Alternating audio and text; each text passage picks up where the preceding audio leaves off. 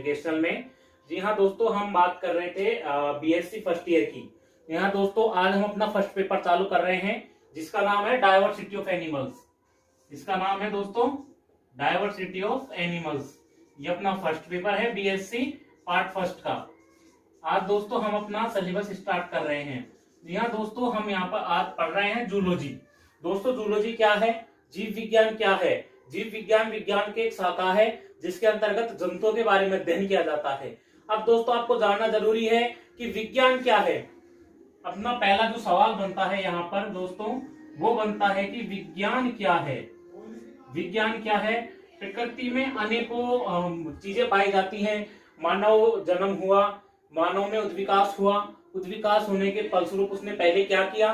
पहले आग का आविष्कार किया, फिर पहिए का आविष्कार किया, फिर कपड़े का आविष्कार किया। इस प्रकार का एक के बाद एक मानव ने अनेक प्रयास किए और प्रयासों के फलस्वरूप उन्होंने अनेक उत्पाद बनाए, ये आविष्कार हुए। और आप देख रहे हो, आप टेक्नोलॉजी के जिस जमाने में जी रहे हो वो साइंस की देन है। तो हमने क्या किया है? प्रकृति का हमने अध्ययन किया।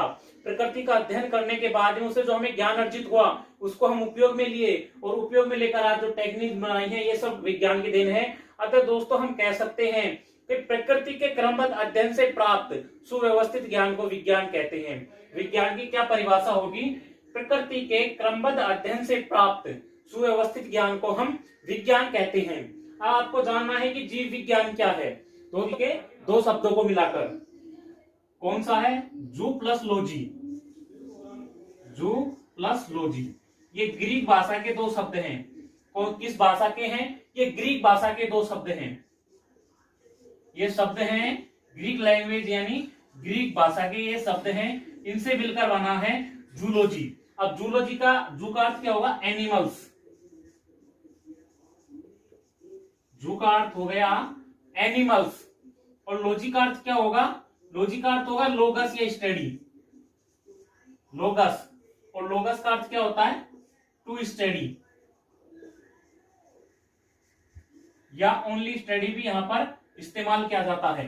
एनिमल्स स्टडी अर्थात जीव विज्ञान की वह शाखा जिसके अंतर्गत जीव जंतुओं से संबंधित अध्ययन किया जाता है जीव विज्ञान कहलाती है। हम इस प्रकार क्या परिभाषा दे सकते हैं? विज्ञान की वह शाखा का जिसके अंतर्गत या जिसमें जीव जंतुओं से संबंधित अध्ययन किया जाता है जीव विज्ञान कहलाती है। अब आपको जानना जरूरी है कि जीव विज्ञान के जनक कौन है, अर्थात जूलॉजी के फादर कौन है? अरस्तु। अरस्तु जीव विज्ञान के जनक हैं। अब आगे बढ़ते हैं हम अपने मेन टॉपिक पर कि टॉपिक रिलेटेड क्या है। अपनी फर्स्ट यूनिट कौन सी रहेगी? डायवर्सिटी ऑफ एनिमल्स में। चलिए आगे बढ़ते हैं। टैक्सोनोमी यानी वर्गीकी। क्या है? टैक्सोनोमी या वर्गीकी।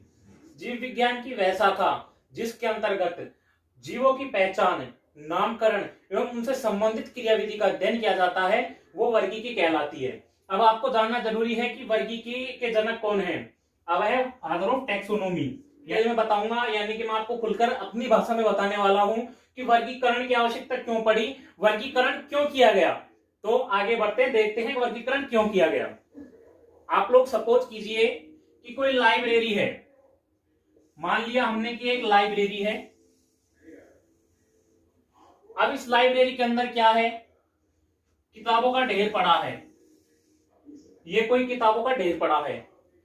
कॉमर्स की किताबें भी इसमें ही हैं, बीएससी यानी साइंस की किताबें भी इसमें ही हैं, आर्ट्स की भी इसमें ही हैं, आईटीआई की भी इसमें ही हैं और इंजीनियरिंग की किताबें भी इसमें ही हैं। यानी कि जो सारी किताबें हैं वो इस ढेर के अंदर पड़ी हुई हैं। अब कोई विद्यार्थी जाता है, जैसे कि मान लीजिए बीएससी का विद्यार्थी है साइंस का, उसे साइंस की बुक चाहिए प्रॉपर।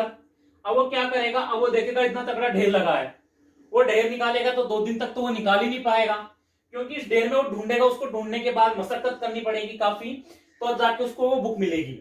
अगर इस सिस्टम में परिवर्तन किया गया, और क्या किया गया? परिवर्तन ये किया गया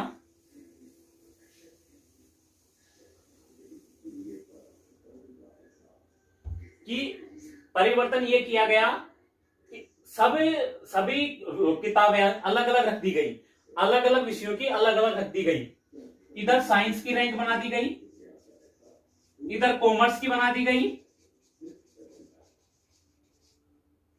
और इधर आर्ट्स की बना दी गई।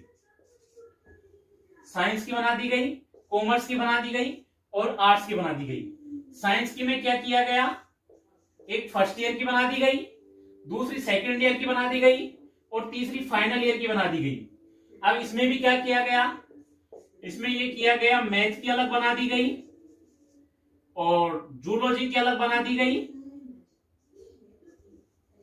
बॉटनी की बना दी गई। बाकी दो थी, इनमें भी सेम प्रोसेस किया गया, अलग अलग विषयों की अलग अलग रैंक बना दी गई, अलग अलग क्लासेस के माध्यम से। अगर आप कोई विद्यार्थी ढूंढने के लिए आता है तो क्या करेगा, वो सीधा उसी रैंक में जाएगा जिस रैंक की पुस्तक उसको चाहिए। यानी जैसे कि उसको बीएससी सेकंड ईयर की मैथ की बुक चाहिए तो क्या करेगा, सीधा रैंक में जाएगा, सेकंड ईयर वाली में देखेगा ये मैथ की रैंक है और यहाँ से जो बुक उसे चाहिए होगी वो उठा लेगा। तो इस प्रकार आसान हो गया। अब ये क्या हो गया, पहले ढेर पड़ा था, ढेर में क्या था, उसको कुछ समझ नहीं आ रहा था, उसको मशक्कत करनी पड़ रही थी। अब क्या हुआ, उसके लिए आसान हो गया, अब उसको जो भी चाहिएगा वो उठा के पढ़ लेगा। तो दोस्तों वर्गीकरण इसलिए किया गया ताकि जीव जंतुओं का अध्ययन सूक्ष्म अध्ययन किया जा सके, बारीकी से अध्ययन किया जा सके, अध्ययन में कोई परेशानी ना हो। अब वर्गीकी के दोस्तों कुछ सिद्धांत थे, वो किस प्रकार किए गए थे वो हम अपन आगे देखते हैं। तो सर्वप्रथम जंतुओं का जो वर्गीकरण किया दोस्तों, सर्वप्रथम जो जंतुओं का वर्गीकरण किया गया था वो अरस्तु के द्वारा किया गया था। अब अरस्तु ने किस प्रकार किया, अरस्तु ने दो जगत बना दिए, एक पादप जगत, दूसरा जंतु जगत। अब उन्होंने जंतुओं को रक्त के आधार पर पुनः दो भागों में बांट दिया। क्या आधार पर बांट दिया, जंतुओं को दो भागों में बांट दिया, रक्त के आधार पर, रक्त के रंग के आधार पर। उन्होंने कहा कि जिन प्राणियों के रुधिर का रंग लाल होगा वो इनेमा है और जिन प्राणियों के रुधिर का रंग लाल नहीं होगा वो एनीनेमा है। उनका वर्गीकरण कहलाया था कृत्रिम वर्गीकरण। ये वर्गीकरण कहलाया था दोस्तों कृत्रिम वर्गीकरण, यानी कि आर्टिफिशियल क्लासिफिकेशन। वैज्ञानिक, इसका कोई वैज्ञानिक आधार नहीं था, इसलिए इसको रिजेक्ट कर दिया गया था। कृत्रिम वर्गीकरण या आर्टिफिशियल क्लासिफिकेशन। दोबारा चालू कर लीजिए यहीं से यार। Artificial classification. अभी यहां पर जो अगला वर्गीकरण का प्रयास किया गया वो किया गया कैरोलस लीनियस के द्वारा, और इन्हें आधुनिक वर्गीकरण का जनक कहा जाता है। इनके वर्गीकरण के आधार क्या थे वो हम आपको बताते हैं। जो अब अगला किया गया था कैरोलस लीनियस का। कैरोलस लीनियस ने किस प्रकार वर्गीकरण किया, कैरोलस लीनियस का वर्गीकरण। कैरोलस लीनियस ने दो भाग बनाए, एक बनाया प्लांटी, दूसरा बनाया एनिमेलिया।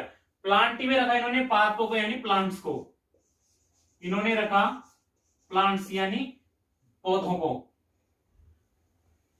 इन्होंने जो पहला पार्ट बनाया, पहला भाग बनाया, संघ बनाया प्लांटी, उसमें रखा उन्होंने प्लांट्स यानी पेड़ पौधों को, और दूसरा बनाया animalia.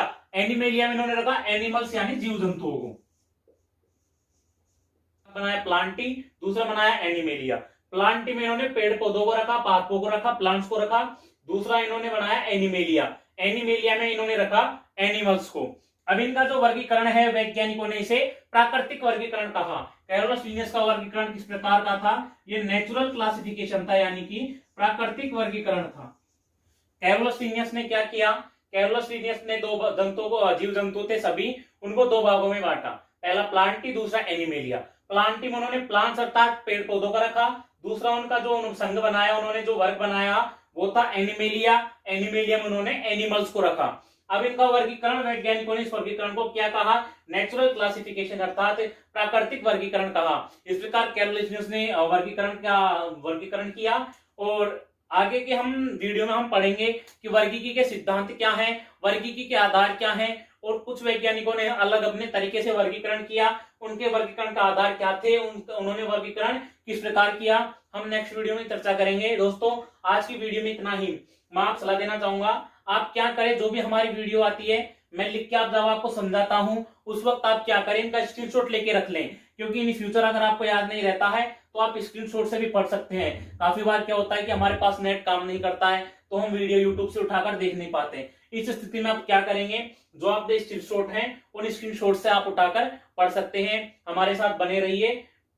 Thank you very much for watching. जय हिंद, जय भारत।